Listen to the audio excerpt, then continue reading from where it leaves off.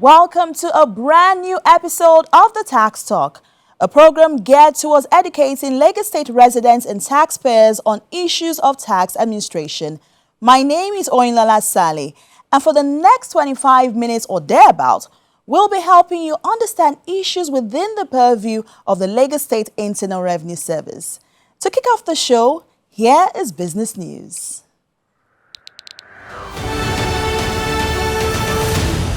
This is business news. The Lagos State government has appointed Money Master Payment Service Bank as a collection and payment partner for its Onje Eco-Discount Market. The Onje Eco-Discount Market is an initiative of the Lagos State government aimed at providing food items at reduced prices to residents of the state amid rising food costs in the country. Onje Eco Food Markets program was introduced by the state government across the 5 divisions of Lagos State on Sunday, March 17, 2024. A statement from the PSB said that with that appointment, Money Master Payment Service Bank will collect payments in the 57 local government areas and local council development areas in the state. President Bola Tinubu has given a directive for a single-digit tax system in Nigeria. Chairman of the Federal Inland Revenue Service, Mr. Zak Adedeji, made this known when the Chief Executive Officer of Guinness Nigeria, Adebayo Ali, led the management team of the firm on a visit to the Revenue House in Abuja. In a statement, Mr. Adedeji described the directive as a strategic plan that is being religiously followed to lead the country out of the current economic challenges.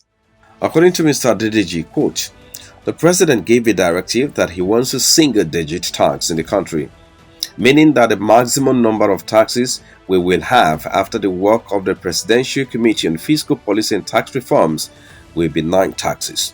End quote. According to him, the FIRS is bent on increasing revenue without introducing new taxes or raising existing ones, as its focus is on expanding the economic pie so that even with the same tax percentage, the overall revenue will be substantial.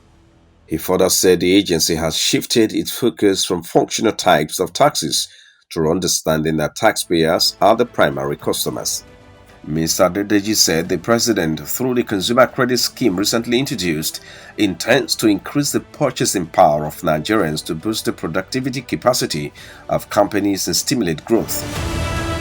In an effort to combat the rising rates of obesity and type 2 diabetes in Nigeria, the National Action on Sugar Reduction Coalition has disclosed plans to launch a public service announcement.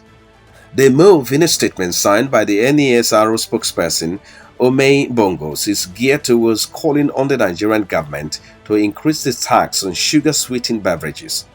The Tax Talk TV reports that PSC aims to educate Nigerians about the harmful effect of consuming these drinks, which are major contributors to obesity and other non-communicable diseases. With more than 11 million Nigerians suffering from type 2 diabetes and struggling to afford necessary medication, this campaign highlights the urgent need for policymakers to take action. Bongo said, quote, "Consumption of sugar-sweetened beverages is not just a personal choice. It has far-reaching consequences on public health. By increasing the SSB tax, we can reduce consumption and ultimately save lives." Nigeria is currently one of the largest consumers of soft drinks in Africa and ranks 7th globally. The current tax rate of 10 naira per litre falls below World Health Organization recommendations and is ineffective in curbing consumption. End quote.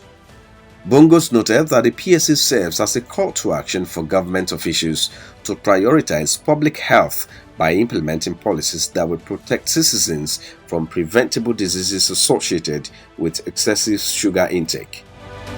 And that's it on Business News.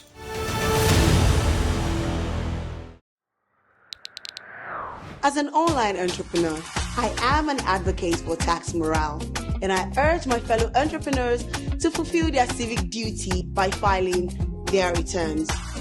I handle my business with integrity, and my customers trust me.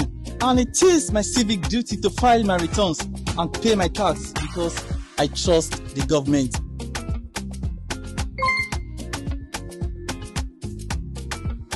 It is my civic responsibility to file my income returns, pay my tax on time to avoid penalties. You have until 31st March 2024 to fulfill this important civic obligation. Failure to file your individual annual returns attracts stiff penalties on defaulters. For inquiries, visit www.lirs.gov.ng. This message is from the Lagos State Internal Revenue Service, LIRS.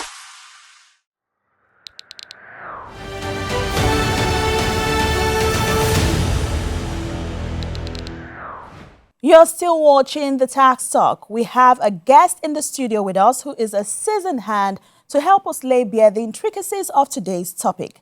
Mrs. Tobi Amanor-Boadu is the head legal services for the Lagos State Internal Revenue Service. It's a pleasure to have you with us, ma'am. Good to be here. Let's get right into it. We're looking into enforcement and distrain processes. I know this can be a sensitive topic, but there's an absolute need to lay it bare so that people don't get into trouble they could have otherwise avoided. If you're unfamiliar with the term distrain, it simply means to seize someone's property in order to obtain payment owed. Can you provide the overview of an enforcement and distrain process that LIRS employs to recover taxes? Absolutely. So with regards to the legal directorate, I would say that all the other departments have tried the carrot, and then the legal directorate is the stick. So we're the last stop for all the other units when it comes to recovery of outstanding taxes due to the state. When they have tried all avenues to recover and they have failed, they then forward these files to legal to help to ensure that the taxes are paid. We have files that are sent to legal for criminal action or civil action. With regards to criminal action, we'll have issues where taxpayers have failed to file. So subject to, for example, provisions of Section 41 of the Personal Income Tax Act, as amended in 2011, every taxable person should file their returns on or before the 31st of March of every year. And with regards to employees, by the provisions of Section 81, subsection 3 of Peter as well, every employee is supposed to file to the relevant tax authority on or before the 31st of January. So they're supposed to file for all emoluments paid to their employees. In the case where they fail to do this, the files are forwarded to legal, and then we then carry out we then pursue every avenue necessary to ensure that the outstanding taxes are recovered from the defaulting taxpayers. What typically will trigger an enforcement and distrain action against the taxpayer? So typically, like I said earlier, we would have taxpayers, for example, who had been served their demand notices. Taxpayers will sometimes intentionally not object, intentionally not pay. When we have issues like that, that triggers distrain. When we also have taxpayers who have failed to pay, individuals who have failed to pay the outstanding taxes, individuals who have failed to file, companies who have failed to file, these actions will trigger enforcement and distrain. Taxpayers often wonder about the decision of the LIRS to proceed with distrain even after partial payments have been made upon receipt of a demand notice. What is the rationale behind this? Right, so we would have taxpayers who make a partial payment after receiving their demand notice.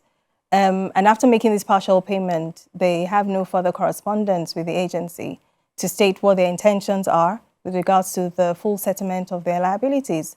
The legal directorate then goes on to send them a reminder telling them that they still have an outstanding sum to settle. In some cases, you hear back from them. In some cases, you don't. And at that point, we let them know that we send out a pre-action notice to let them know that legal action will be taken. Some taxpayers will also write to the agency and say, they would like to spread their payment over 12 months or 5 months. In some cases, we'll then write to them and say, tax is not supposed to linger on for so long. So we'll give them a period of 3 months to pay. Some start off paying and eventually default.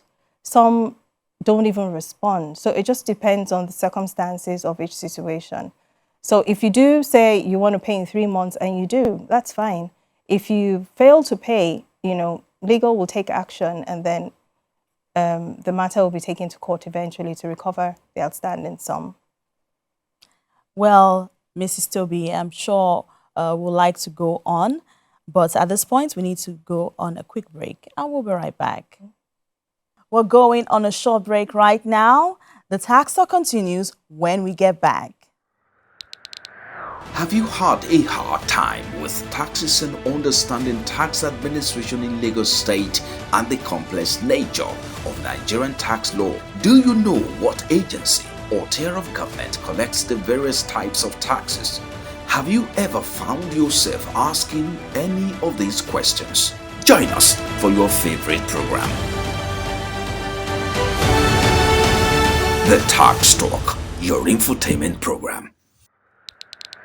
Welcome back. If you're just joining us, you've missed quite a bit, but there's still more to come as we continue our discussion with Mrs. Tobi Amanor-Boadu, Head Legal Services at the Lagos State Internal Revenue Service.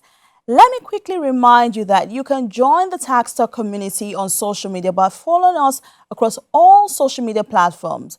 The LIRS is also available to be engaged on social media too. Let's examine a few other areas. What factors are taken into account when determining the issuance of a warrant during enforcement procedures? Okay. Many factors that are considered. At the time that the files are sent to legal, we then check to be sure that all correspondence that should have gone out to the taxpayer has indeed been sent out. So we start from the demand notice. Has the taxpayer received the demand notice? If the taxpayer has, was there an objection sent in? Has the objection been considered? Taxpayer would get invited for a meeting to consider the issues they have raised in their letter of objection.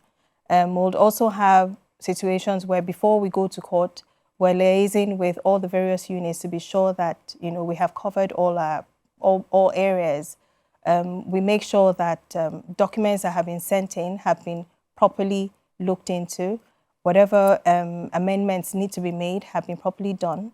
If an amended liability, for example, so amended liability will mean that the taxpayer has objected, they've had valid issues that needed to be considered, and when the whole situation is looked at, and then an amended liability is then issued and sent out to them. After the amended demand notice is sent out, and the taxpayer still fails to object, fails to object again or fails to pay, we then consider those issues, and then we go to court to issue a warrant of distrain against the company. On a final note, how does the LIRS strike a balance between enforcing tax compliance and ensuring fair treatment of taxpayers during the enforcement process? Okay, so with this, I would say the agency doesn't necessarily, want to prosecute taxpayers. We try as much as possible to communicate with them as much as we can. We try as much as possible to reach out, even when they're not responding, we go the extra mile. At the point when we need to then go to court, we have various courts that we can go to. We have the magistrate courts, we have the tax appeal tribunal. At the tax appeal tribunal, the notice of appeal that is filed by the agency is served upon the taxpayer, so they're aware of the issues that have come up in court. They have an opportunity to come to court, state their claim, and then if the tribunal decides that, there are issues that can be resolved, we then resolve them amicably without necessarily distraining their companies. We also do have situations where we would have the warrants of distrain issued at the High Court, the state high courts. Before a warrant of distrain is issued, we apply via something called a motion ex parte. When we say motion ex parte, it means that the other party is not put on notice. However, we have to satisfy the court that all the necessary documents that should have been sent out to the taxpayer have been sent out. They're all attached as evidence to the court process. And based on the circumstances of the situation, of the case, the judges will then issue this warrant. we also take into consideration a lot of companies. So if it's a hospital, for example, and a warrant has been issued against them, we'll only do like a stick up and not necessarily seal up the premises, because we know that patients are there, they need to continue. But we then bring it to the attention that a warrant has been issued against them and they need to come forward and make payment. The same thing with schools as well. We only do have any connection with their administrative offices, not necessarily the schools, because schools have to be in session anyway, irrespective of the fact that they do owe taxes. So there are a lot of avenues where the taxpayer can, be heard. Their situations can be resolved amicably, not necessarily with a warrant. We know that the warrants for some taxpayers, it seems a bit harsh, but it's clearly stated in PETA. If you fail to do the things that you should do, then legal action will be taken. It's always the last resort from the agency. The agency tries as much as possible to reach out to the taxpayer to see avenues that whatever issues they have will be resolved and this outstanding taxes are paid. So we always just consider legal action as the last alternative in most cases. So I think that when the taxpayers have the opportunity to, and also we do have, before we even go to court, once the taxpayer objects, we have a reconciliation meeting that is handled by a unit called the Relationship Management Unit. They have account officers for each sector in the industry. So, for example, if you're in manufacturing, you have account officers who are attached to such companies. If you have an objection, the account officers have to look into those issues for you. So once the issues are resolved, they don't necessarily have to come to legal. So I would say that the agency, on a constant basis, will always look for avenues to resolve issues without necessarily going down the legal road, just to be sure that we're being fair, that the taxpayers' issues are being heard and resolved. I think we do as much as we can to make sure the taxpayer is happy at the end of the day. Some will still be recalcitrant anyway, but we try to handle it to the best of our ability. We couldn't have asked for a better guest on the show today. You have been an absolute gem. Thank you. Thank you so much for coming on the show today. Thank you for having me. And we hope if we ask you to come on the show once more, we hope you will absolutely definitely grant our request. Thank you. Right, that's it for today's topic, enforcement and distrain processes on Corporate Talk. We still have Tax Your Brain and Tax Did It lined up. Please don't wander off. Hello, sir. Good evening. How may I assist you? I made a reservation for a room. My name is Amodu. Excellent, Mr. Amodu. A moment, please. You made a reservation for our deluxe suite for 2 nights. That will be 150,000 naira, sir. How would you like to make payment? Cash or card? Card. Okay. Thank you. Savings or current, sir? Current. Your PIN, please. Thank you. You don't charge 5% consumption tax here? No, sir. We don't do that. Really? You're running a hospitality business and you're not charging 5% consumption tax? No. Hold on a minute. Hey, bro. Alpha? Yeah, I am at an apartment in Ogba and the receipt issued to me did not reflect the payment or deduction of consumption tax. Oh, really? Thanks for the heads up. I will send a team to investigate. I mean, they should be penalized. Attention, all service apartment owners and operators in the hospitality business in Lagos State must charge and remit consumption tax to LIRS. Failure to comply is a contravention of the extant provisions in Section 9 of the HORC Law 2009, which attracts penalties as stipulated in Section 10 and 11 of the same law. Stay on the right side of the law. The LIRS is the chief collecting agency for the great state of Lagos, and there's zero doubt that they are helping to propel Lagos to greater heights. On the segment Tax Did It, we highlight some of the projects the Lagos state government has been involved with using taxpayers' monies.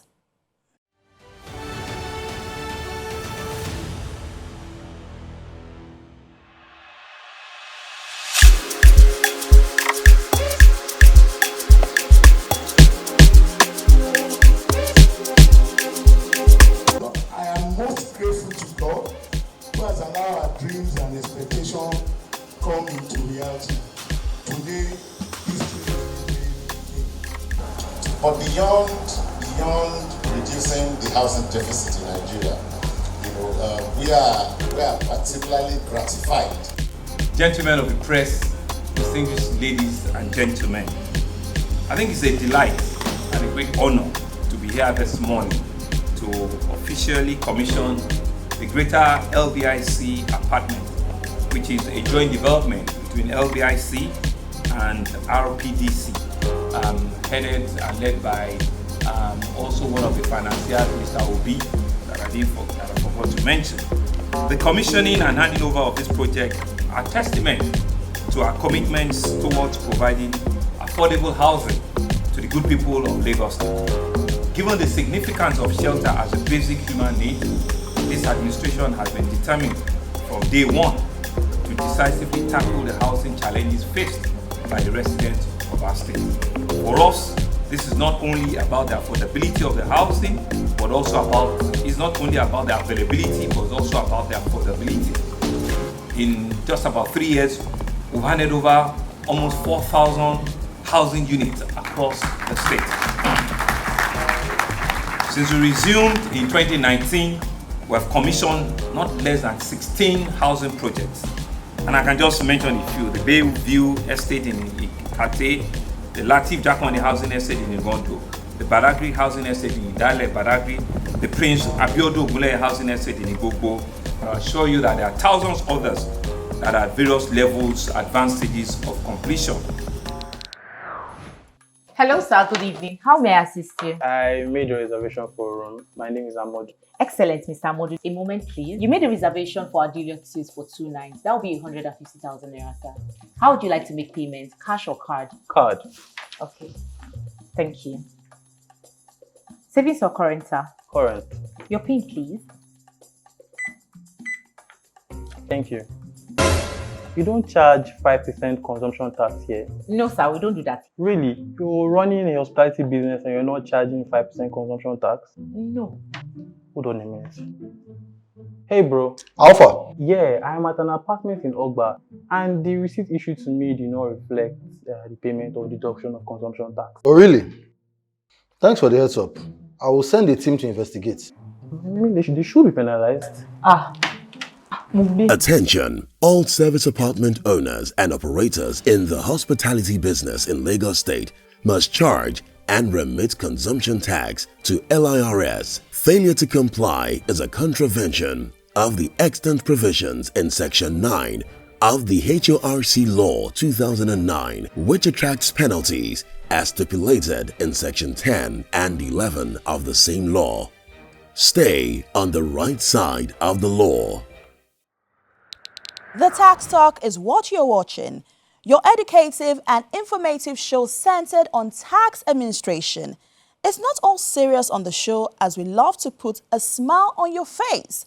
Off to the streets of Lagos, we go for Tax Your Brain. Do enjoy.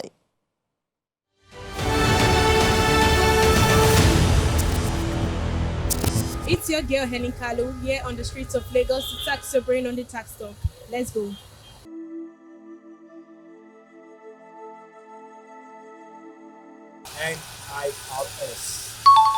LIRS. Lagos State Internal Revenue Service. Lagos State Internal Revenue Service. LIRS. That's it on Tax Your Brain on the Tax Talk. See you next time. I especially enjoy seeing the response of Lagosians every time we go on the streets. Sometimes funny, sometimes genius, but never boring. That's all we have time for on the Tax Talk today. Thank you for watching till the very end. I am Oinlala Sale, and I hope to see you again next week.